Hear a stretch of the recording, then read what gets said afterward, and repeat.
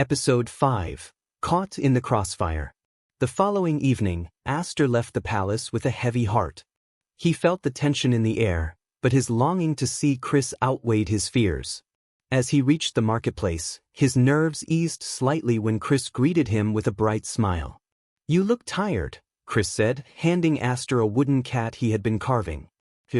"I thought you might like this one."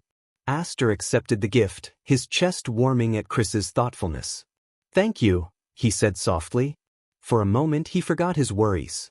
But as they talked, a figure hidden among the shadows kept watch. The guard sent by Henry had been following Aster for days, and tonight, he planned to report back to Henry with clear evidence of the prince's secret life.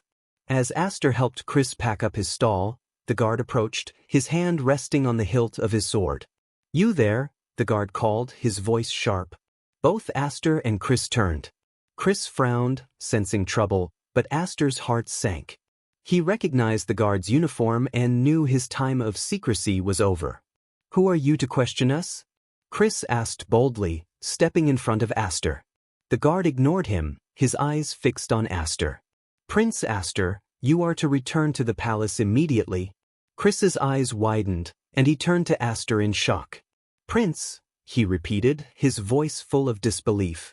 Aster's stomach twisted. He opened his mouth to explain, but the guard grabbed his arm roughly. "Enough games, Your Highness," the guard snapped. "Your actions are already under scrutiny." Chris stepped forward, his fists clenched. "Let him go. He hasn't done anything wrong." The guard sneered. "And who are you?" "Just a peasant meddling in royal matters." Aster's anger flared. "Enough," he shouted, pulling free from the guard's grip. He turned to Chris, his face full of regret. "I wanted to tell you the truth, but I was afraid of what would happen."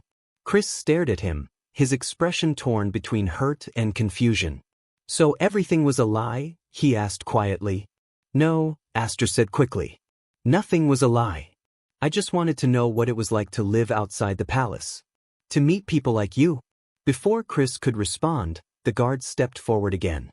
"Your Highness, this is not the place for explanations. Come now, or there will be consequences." Chris reached for Aster's arm, his voice urgent. "Don't go. If you leave now, they'll only control you more."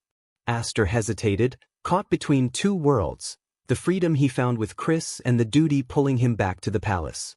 But the guard's hand on his shoulder made the choice for him. "I'll come back," Aster promised, his voice breaking. "I'll explain everything."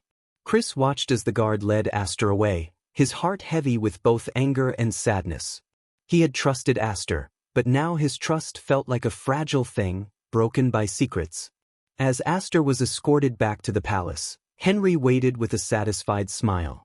He had the evidence he needed, and the game was only just beginning.